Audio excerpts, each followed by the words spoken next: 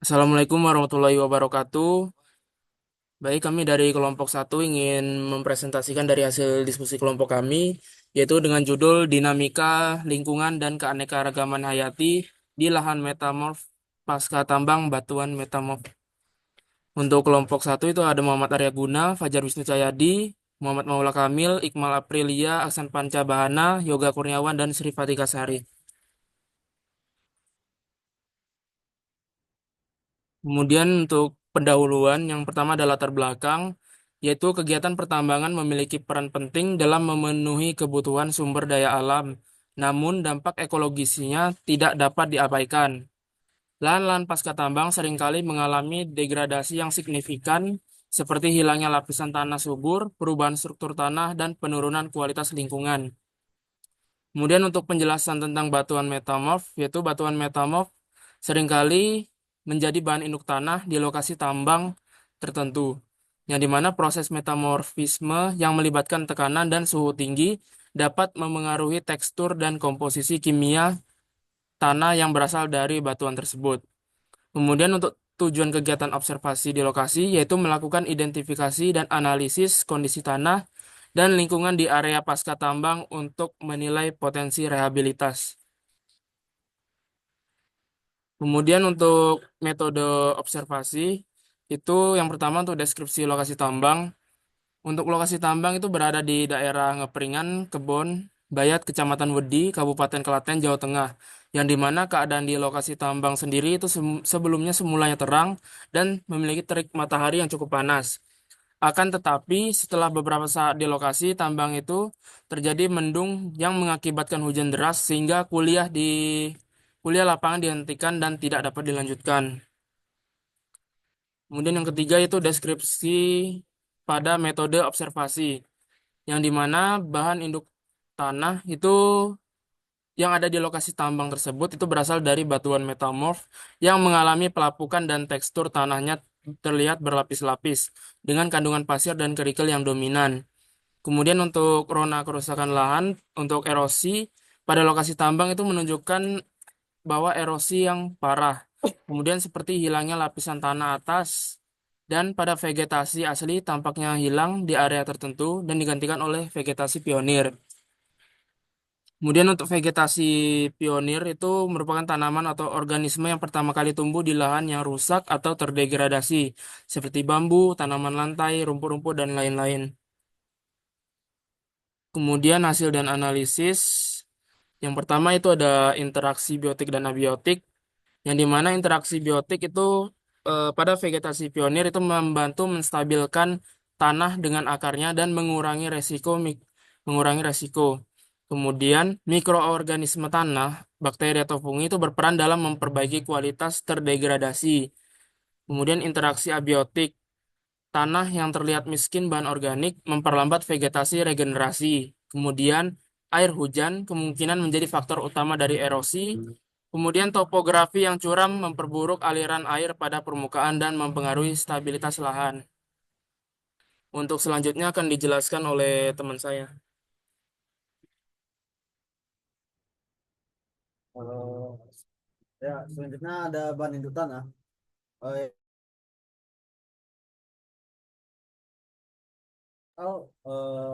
Didominasi oleh material kasar seperti kerikil dan bongkahan batuan kecil, kemungkinan berasal dari batuan induk metamorf.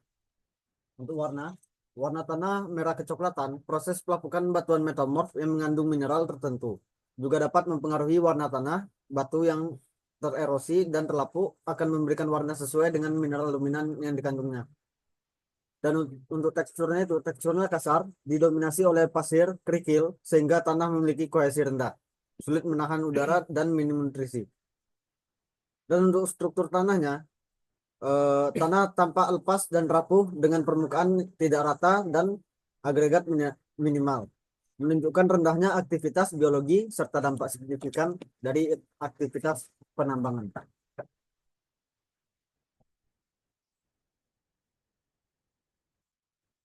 Dan untuk corona kerusakan lahannya, seperti yang dapat dilihat di gambar ini ada kejadian sebelum penambangan dan setelah penambangan.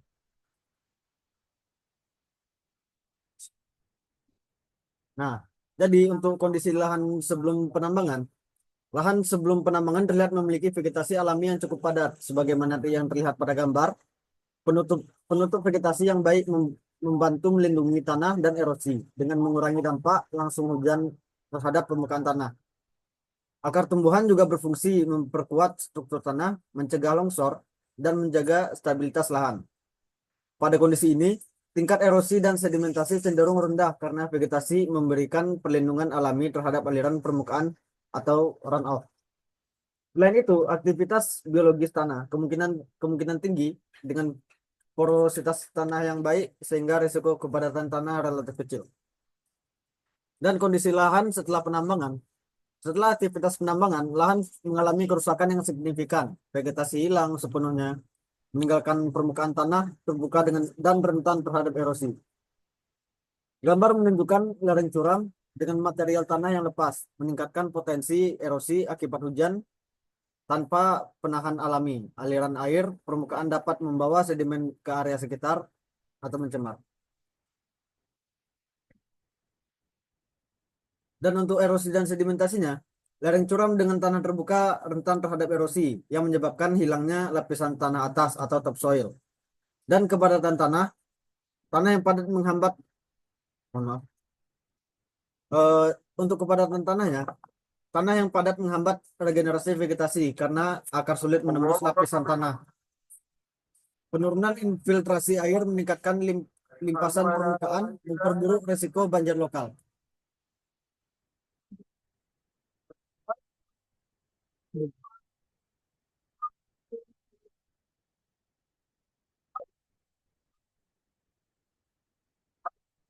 Sini. Ini kok nggak mau keluar lagi, cuy? Udah keluar. Hmm. Kok punya aku jadi muka ya? Saya udah aku zoom. Jadi Kak, Ku post. Oke. oh pantai, ayo. Ini enggak kau aktifin tadi mic-nya. Mic pakai mic pajak. Udah, boleh langsung. Belum belum. Di layar kalian ada nggak Tapi skill nanti share kau screen? aktifin enggak mic-ku? Udah. Belum. Masih yang Rona kerusakan lahan yang 4.2. Aktifin mic berarti. Cara ngeluarin muncul muka di mana nih? Udah ada jarum kau. Hah? Kalau share screen ini aja, Jar. Mana? Tanpa Iya. Ini nanti aktifin mic. Chrome yang kau share screen, bukan Enggak. Zoom-nya. Bener Cek baru enggak? gini-gini. Habis itu cara ngeluarin muka-muka kita di sini. So, ya, Ini. Tas. itu kan record layar. Itu udah terikot tadi. Hmm? Udah masuk ke muka kita tadi. Udah tadi masuk. Lanjut nih. Sabar. PPT kemana? Tapi ini yang PPT-nya yang di aku nggak muncul. Ya, ya. Apa kau cuma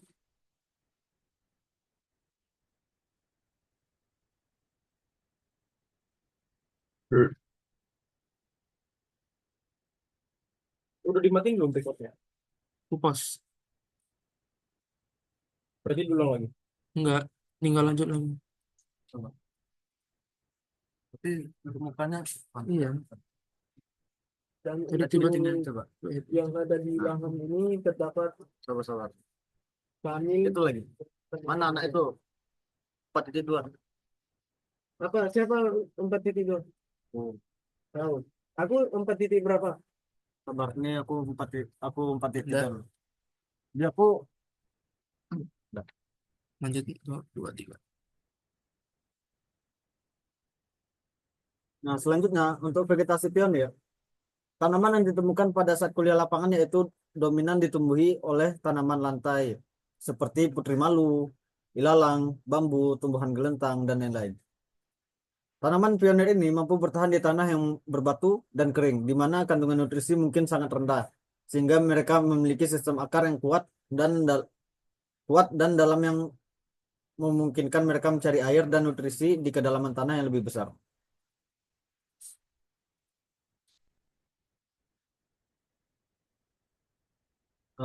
Dan Untuk tanaman pionir di lahan pasca tambang batuan metamorf menunjukkan kemampuan adaptasi yang luar biasa terhadap kondisi lingkungan yang keras. Tanaman ini juga dapat menutup stomata pada siang hari untuk mencegah kehilangan air. Untuk menghadapi pH ekstrim, beberapa tanaman berasosiasi dengan mikroorganisme seperti mycorrhiza yang membantu menetralkan pH dan meningkatkan penyerapan nutrisi. Dalam kondisi tanah yang miskin nutrisi, tanaman pionir mengeluarkan enzim eksudat untuk melarutkan nutrisi yang sulit diserap dan memiliki efisiensi yang tinggi dalam penggunaan nutrisi. Adaptasi-adaptasi ini memungkinkan tanaman pionir bertahan dan memperbaiki ekosistem yang terdegradasi memulai proses rehabilitas lahan yang kritis. Untuk selanjutnya akan dijelaskan oleh teman saya. Ya, selanjutnya itu vegetasi pionir. Salah satu strategi utama adalah produksi biji yang banyak. Tanaman pionir sering menghasilkan sejumlah besar biji yang dapat disebarkan oleh angin, air, ataupun hewan. Biji-bijian ini memiliki tingkat kelangsungan hidup yang tinggi dan dapat berkecambah di berbagai kondisi lingkungan, sehingga dapat memungkinkan tanaman untuk cepat mendominasi area yang baru terganggu.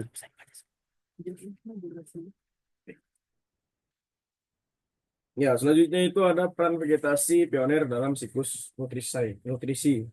Yang pertama, fiksasi nitrogen oleh tanaman tertentu, misalnya seperti leguminosa. Ada 2 poin. Yang pertama itu vegetasi pionir, terutama dari kelompok tanaman leguminosa, memainkan peran penting dalam memperbaiki kadar nitrogen di tanah yang melalui simbiosis dengan bakteri pengikat nitrogen atau seperti rhizobium.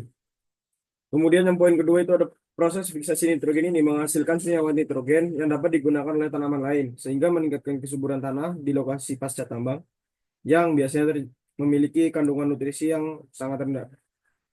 Kedua, yaitu fiksasi nitrogen oleh tanaman tertentu, misalnya seperti leguminosa.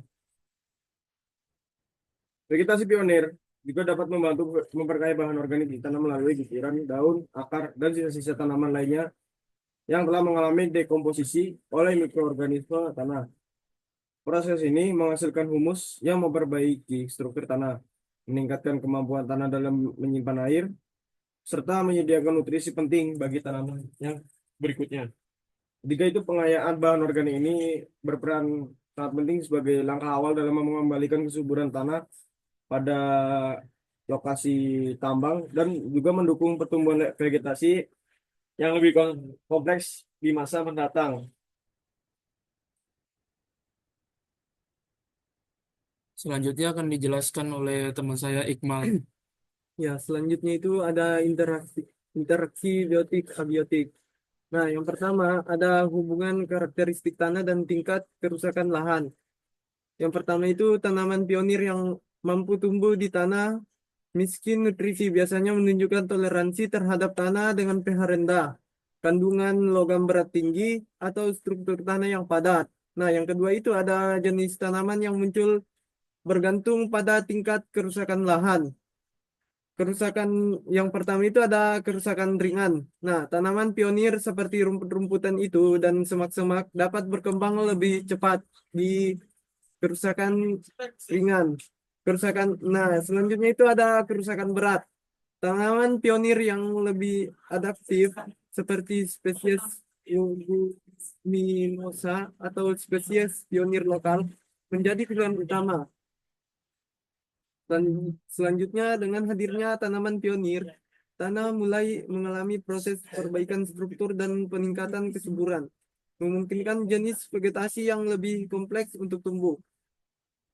Berikutnya ada penerapan tanaman pionir dalam menciptakan mikrohabitat bagi mikroorganisme tanah. Yang pertama ada tanaman pionir dapat meningkatkan aktivitas mikroorganisme tanah dengan menyediakan bahan organik berupa akar dan daun yang membusuk. Yang kedua itu sistem pembakaran tanaman pionir yang membantu menciptakan pori-pori tanah. Yang ketiga itu ada mikroorganisme ini berperan penting dalam siklus nutrisi. dengan memecah bahan organik menjadi nutrisi yang tersedia bagi tanaman.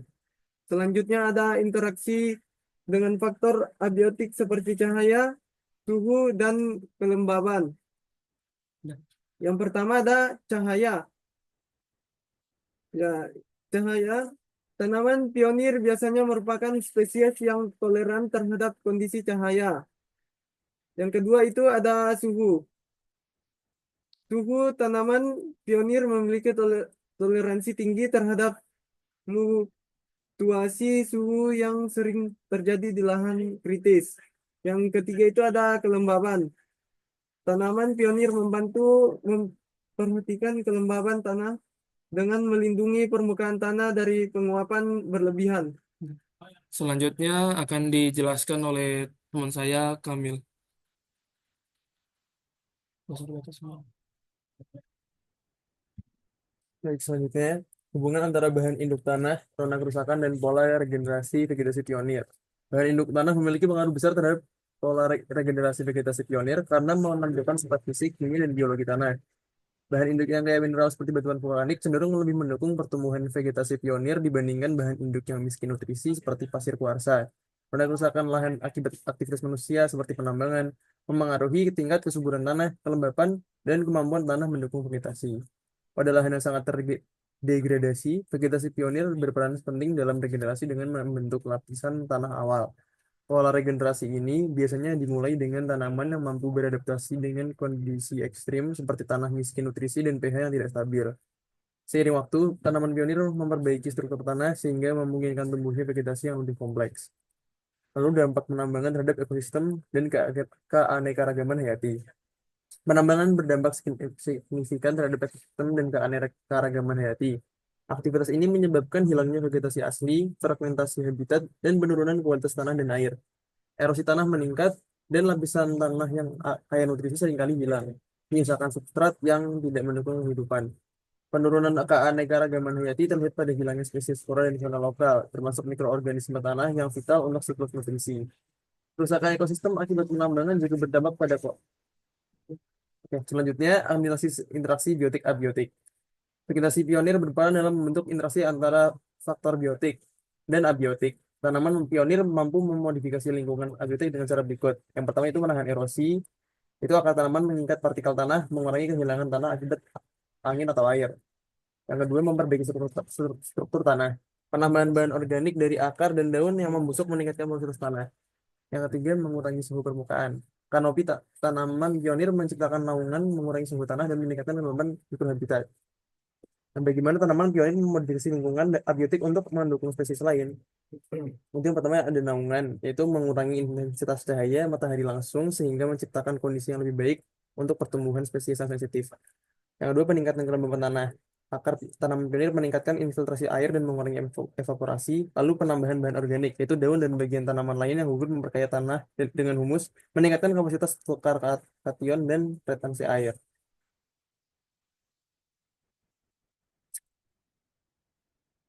Kita ada peran Oke, selanjutnya kesimpulannya adalah tanaman pionir memiliki kemampuan luar biasa untuk memodifikasi lingkungan abiotik, mendukung interaksi abiotik-abiotik, dan memulai proses pemulihan ekosistem di lahan degradasi.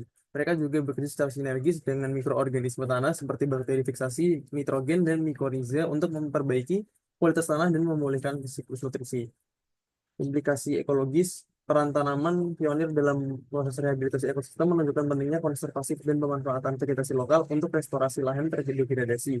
Dengan memahami hubungan antara bahan induk tanah, rona kerusakan, dan vegetasi pionir, strategi pemulihan lingkungan dapat dirancang secara lebih efektif untuk memulihkan keanekaragaman hayati dan stabilitas ekosistem. Baik, untuk selanjutnya yaitu merupakan dari dokumentasi dari hasil kuliah lapangan kami. Yang pertama itu ada lokasi lapangan yang kami temui. Kemudian ini ada beberapa jenis tanaman yang kami dokumentasikan. Dan ada beberapa foto tanah yang kami upload juga dalam dokumentasi ini. Nah, ini merupakan juga bentuk dokumentasi dari struktur tanah yang sudah kami analisis melalui presentasi tadi. Baik, ini untuk referensinya itu ada 5 dari Smith John, Brown, Kartika, dan lain-lainnya. Baik, mungkin hanya itu saja presentasi dari kelompok kami. Kami akhiri. Wassalamualaikum warahmatullahi wabarakatuh. Waalaikumsalam.